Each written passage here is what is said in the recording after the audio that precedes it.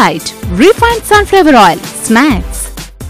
Hi, hello, welcome to Sunlight Refined Sunflower Oil Snacks. నేను మీ మధు.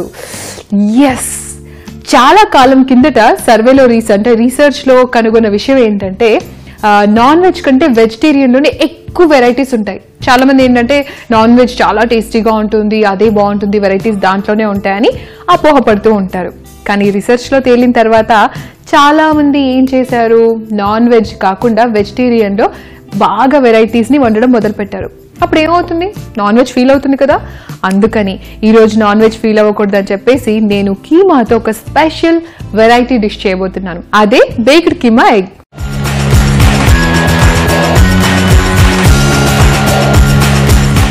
మరి దానికి కావాల్సిన ఇంగ్రీడియంట్స్ ఏంటో మీరు ఫటాఫట్ చూసేయండి. నేను ఫుల్ ఎక్సైటింగ్గా ఉన్నాను తొందరగా రెడీ చేసేయడానికి.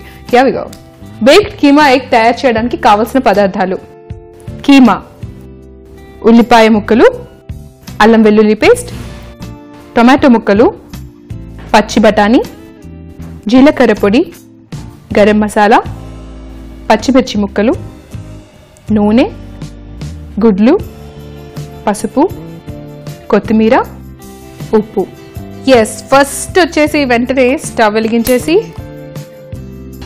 ప్యాన్ పెట్టేసి ప్యాన్లో కాస్త నూనె వేసుకుంటాం. అయితే ఇప్పుడు నాన్ వెజిటేరియన్ ఎప్పుడైనా కూడా ఇలా ముక్కలుగా ఫ్రై చేసి ఉంటే కనుక ఐ ప్రిఫర్ ఖచ్చితంగా ఆయిల్ యూజ్ చేయాలి. సో ఆయిల్ యూజ్ చేస్తేనే అది తొందరగా బాగా వేగుతుంది అనమాట. ఒకవేళ బటర్ లాంటి ఫ్లేవర్ ఇవ్వాలి అంటే ఆయిల్లో కొంచెం బటర్ వేసుకోవచ్చు, కానీ అయితే నేను ఓన్లీ ఆయిల్ యూజ్ చేస్తున్నాను. ఆయిల్ వచ్చేసి ఒక 4 టేబుల్ స్పూన్స్ వేయాలి.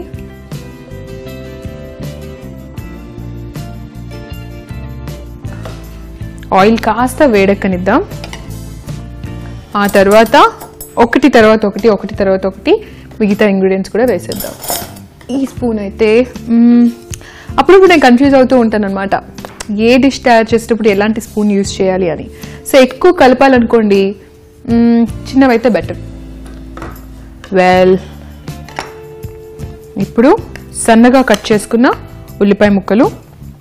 ఆల్రెడీ ఆయిల్ కొంచెం వేడైపోయింది కాబట్టి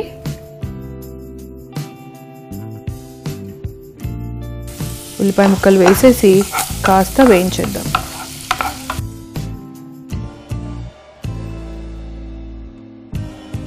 సో ఉల్లిపాయ ముక్కలు ఎప్పుడు కానీ వేసిన వెంటనే ఇంకొక ఇంగ్రీడియంట్స్ వేయకూడదు. ఎప్పుడు కానీ ఉల్లిపాయ ముక్కలు కాసేపు అయినా అంటే వేగడానికి టైం ఇవ్వాలి.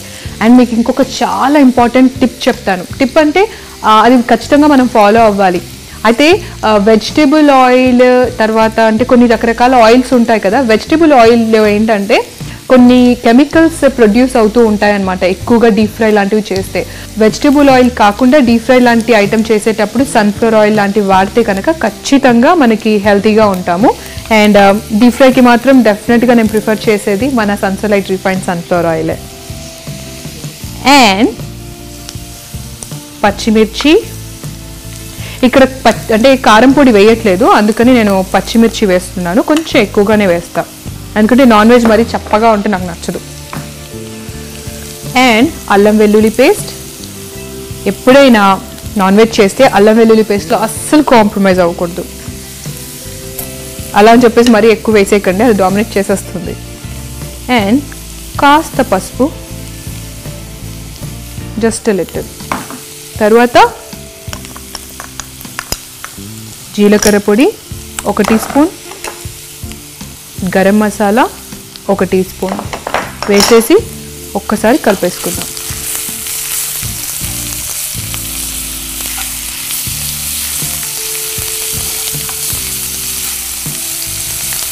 ఇప్పుడు ఏం చేస్తానంటే పచ్చి బఠానీ. సో పచ్చి బఠానీ ఒక స్మాల్ కప్,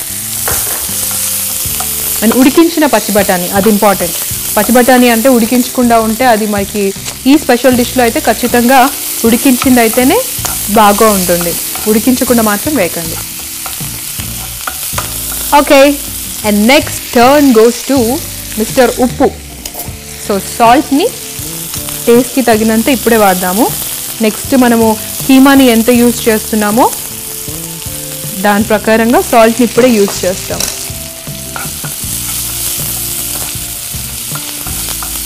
ఆ తర్వాత టొమాటో ముక్కలు,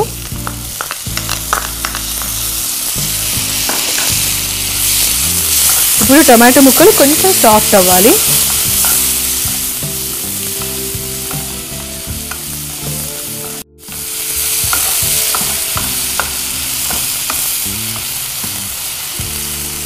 ఎస్, టొమాటో ముక్కలు కొంచెం సాఫ్ట్ అయిన తర్వాత ఇప్పుడు అస్సలైన క్యారెక్టర్ మిస్టర్ కీమా. అంటే మటన్ కీమా తీసుకున్నాను, చాలా ఫైన్ చాప్డ్. కీమాలో కూడా కొంచెం పెద్దగా చిన్నగా కట్ చేసినవి ఉంటాయి, ఇది మాత్రం చాలా చిన్నగా కట్ చేసింది కావాలి.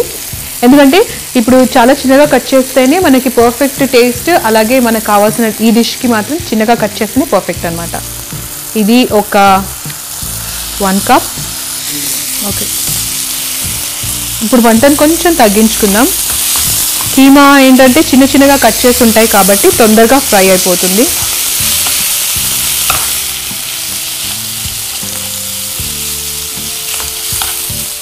సాల్ట్ కీమా వేసే కంటే ముందే వేయాలి, ఎందుకంటే దీంట్లో ఆల్రెడీ సాల్ట్ వేసేసి పెడితే స్పైసెస్ అన్నీ రెడీగా ఉంటాయి కీమాకి అబ్జర్వ్ అవ్వడానికి. చాలామంది ఏంటంటే కీమాని వేసేసిన తర్వాత పైనుంచి సాల్ట్ వేస్తే ఒక్కొక్కసారి పట్టకపోవడం, ఒక్కొక్కసారి ఎక్కువగా అనిపించడం లాంటివి జరుగుతూ ఉంటాయి అన్నమాట. ఒకసారి కీమా వేసిన తర్వాత పూర్తిగా కలిపేసేసుకొని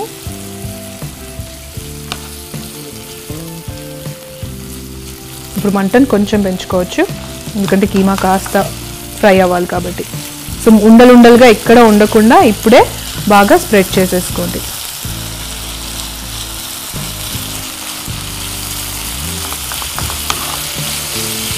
ఇప్పుడు ఇది ఫ్రై అయిపోయింది కదా, ఏం చేస్తామంటే నెక్స్ట్ కాస్త కొత్తిమీర చల్లేసేయాలి, స్టవ్ ఆఫ్ చేసేసుకోవాలి. స్టవ్ ఆఫ్ చేసుకున్న తర్వాత కొంచెం లైట్గా చల్లగవ్వాలి, మరి ఎక్కువగా కాదు, జస్ట్ లైట్గా చల్లగవ్వాలి. అండ్ ఇంకొక విషయం ఏంటంటే మనం దీన్ని బేక్ చేస్తాం, చూసారా? అందుకే ఏంటి తొందరగా అయిపోయింది, మళ్ళీ పచ్చిగా నాన్ వెజ్ అంటే మాంసం అంతా కూడా అలాగే ఉంటుంది అని భయపడకండి. నేను చక్కగా బేక్ చేసి మరీ తింటాము, అందుకే ఇది బేక్డ్ కీమా ఎగ్ అన్నాను. ఎస్, సో బేకింగ్కి ఒక ట్రాన్స్పరెంట్ బౌల్ తీసుకోండి, అది ఏదైనా కావచ్చు, స్క్వేర్ షేప్ కానీ ఏదైనా, కాకపోతే బేకింగ్ కంఫర్టబుల్గా ఉండాలి. అండ్ ఇప్పుడు ఇందాక తయారు చేసి పెట్టిన కీమా మిక్చర్ని ఇందులో స్ప్రెడ్ చేసుకోవాలి.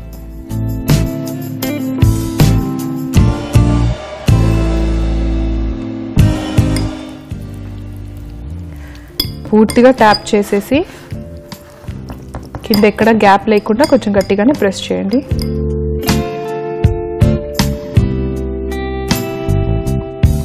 ఇప్పుడు ఏం చేస్తానంటే ఒక 2 గుడ్లు తీసుకొని దీంట్లో వేసేసేయాలి.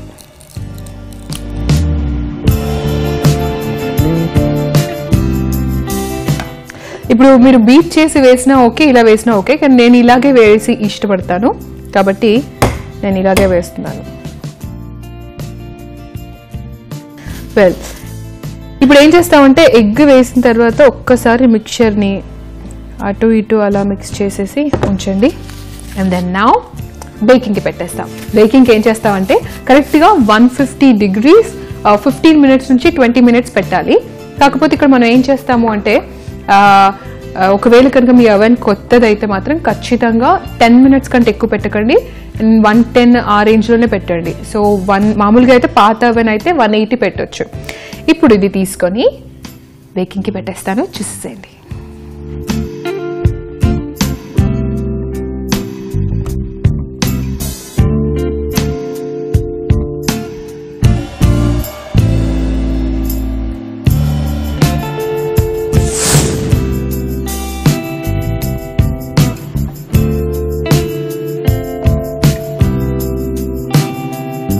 Wow, baked keema egg ready అయిపోయింది.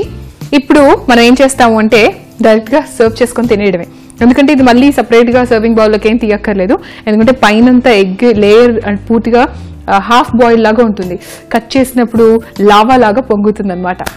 అబ్బాబ్బా, ఏమైనా వర్ణిస్తున్నానా? శభాష్ మధు.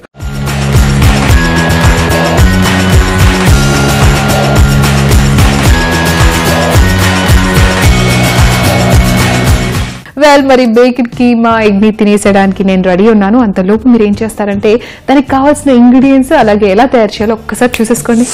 బేక్డ్ కీమా ఎగ్ తయారు చేయడానికి కావాల్సిన పదార్థాలు: కీమా, ఉల్లిపాయ ముక్కలు, అల్లం వెల్లుల్లి పేస్ట్, టొమాటో ముక్కలు, పచ్చి బఠానీ, జీలకర్ర పొడి, గరం మసాలా, పచ్చిమిర్చి ముక్కలు, నూనె, గుడ్లు, పసుపు, కొత్తిమీర, ఉప్పు. బేక్డ్ కీమా ఎగ్ తయారు చేయడానికి ముందుగా పాన్ లో నూనె వేడి చేసుకొని సన్నగా తరిగిన ఉల్లిపాయ ముక్కలు వేయించాలి. పింకిష్ కలర్ వచ్చిన తర్వాత పచ్చిమిర్చి, అల్లం వెల్లుల్లి పేస్ట్, పసుపు, జీలకర్ర, గరం మసాలా, పచ్చి బఠానీ, టొమాటోలు వేసి సాఫ్ట్ అయ్యేంత వరకు వేయించుకోవాలి. అందులో కాస్త ఉప్పు, తర్వాత ముందుగానే రెడీ చేసి పెట్టుకున్న కీమాని వేసి బాగా వేయించాలి. ఫైనల్ గా కొంచెం కొత్తిమీర చల్లుకొని తీసి పక్కనుంచుకోవాలి. ఇప్పుడు బేకింగ్ బౌల్లో తయారు చేసుకున్న ఈ మిశ్రమాన్ని పూర్తిగా పరిచి ట్యాప్ చేసి ఫ్లాట్ గా చేయాలి. దానిపై నుంచి 2 పచ్చిగుడ్లు వేసి 150 డిగ్రీల్లో 10 నిమిషాల పాటు బేకింగ్ పెట్టి వెంటనే సర్వ్ చేసుకుంటే సరిపోతుంది. సో అలా తీసుకొని